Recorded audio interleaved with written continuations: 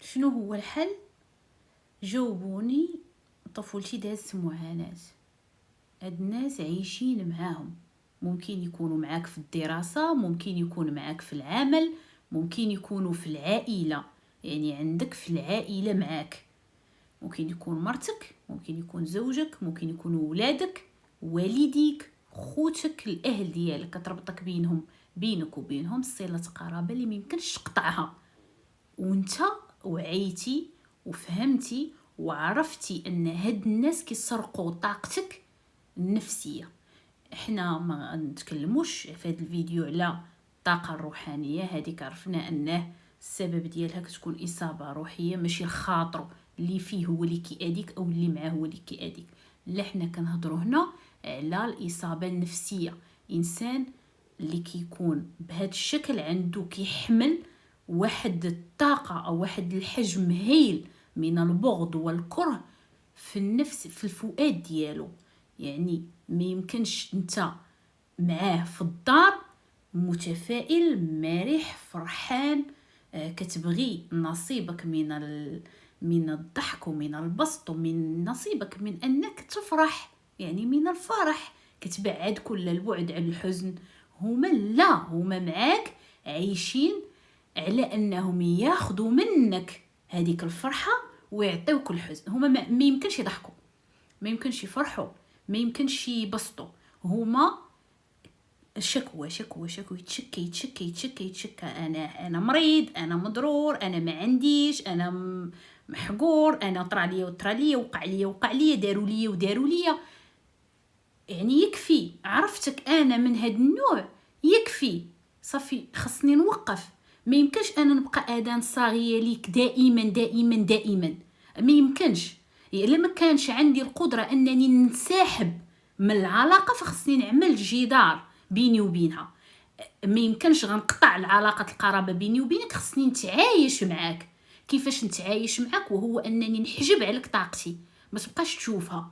كيفاش ما تبقاش تشوفها؟ يعني ما يمكنش الا كنت كنعطيك انا ساعه او ساعتين وانت كتلوح ليا في السم ديالك، يعني كتلوح ليا حيت هي طريقه خفيه، ما يمكنش غتفسرها هنا فين كنشوفوا الناس انها ما كتفقهها وما كتدريها حتى كدوز سنه او سنتين على هذا الحال، او 3 سنوات او سنين وهي عايشه على هذا الحال، عاد كتولي تفقه انها كتبدا تشوف راسها انها كتراجع وانها كتمرض بوجود هذاك الشخص او بوجود هذوك الاشخاص معاها. يعني هنا غتحجبي طاقتك او غتحجب طاقتك كذلك انت على هذوك الناس. كيفاش نحجب طاقتي عليهم وانا معاه في البيت؟ كيفاش نحجب طاقتي عليهم وانا معاه في الدار وهما قرابين معايا؟ كيفاش؟ خاصك تحجب طاقتك عليهم، حيت الا ما حجبتيش طاقتك عليهم شنو غيبقاو يتغداو عليك او يبقاو يتغداو على طاقتك النفسيه ويمرضوا فيك. فيما تكون واحد الشيء من الفرحه والبسط يقلعوه لك. لا، انت هما عرفناه في قلبهم بغض وكره، سبحان الله، واخا ما يبينوش، واخا ما تشوفوش. كيف قلنا راه ممكن يكون اي واحد من العائله ديالك، واخا انت ما تشوفوش هي شنو هو، واحد الظلم خافي، يعني كيضربوك بطريقه ما بيناش، ما كتشوفهاش. هنا فين كتاخذ سنين على ما كتفيق. شنو يعني هنايا؟ انت شنو؟ انت انسان متسامح، انت انسان غفور.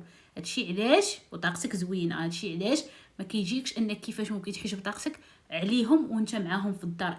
اذان ديالي يعني ودني ما تبقى تسمع والو، قلبي ما يبقاش يتحرك، نتبت ما يبقاش قلبي يتحرك تجاههم، عقلي ما يبقاش يفكر في المشاكل ديالهم. ماشي بزز مني خصني نرجع لك انت سعيد، ما يمكنش. واش ما يمكنش انا خصني نفرحك انت؟ ما يمكنش. السعاده راه ديالك انت اللي ممكن انك تجعل نفسك سعيد، سواء عندك 20 عام، سواء عندك 90 عام، سواء عندك 100 سنه.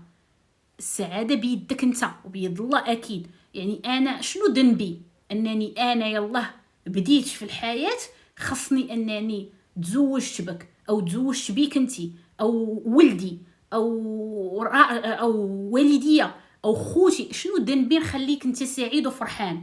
ليس بالضروره الفرحان بيدك انت، خلي نفسك انت سعيد، خلي نفسك انت فرحان. كيفاش نحجب طاقتي عليهم وانا معاهم في الدار؟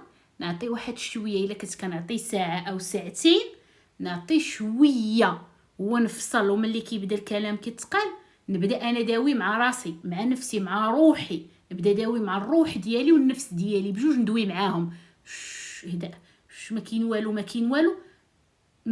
في راسي، ماشي بالصوت، يعني في راسي نبدا داوي معاهم تيهدئوا. والنوض نحط حجره ديال الملح، نحطهم في الرش الصلايه ديالي، على شكل تيمم نمسح بها يدي والوجه ديالي. والله اكبر، نصلي ركعتي حاجه. سوره طه هي السوره الوحيده اللي ممكن انها تنزع الذكر كله بركه، ولكن الصوره الاكيده اللي ممكن انها تنزع الطاقه ديال الكره والبغض وتعطيك طاقه حب وتنوض منها وانت منتاشي صافي. الا هزيتي شي طاقه خايبه عرف انك خليتيها تما بمجرد انك قريتي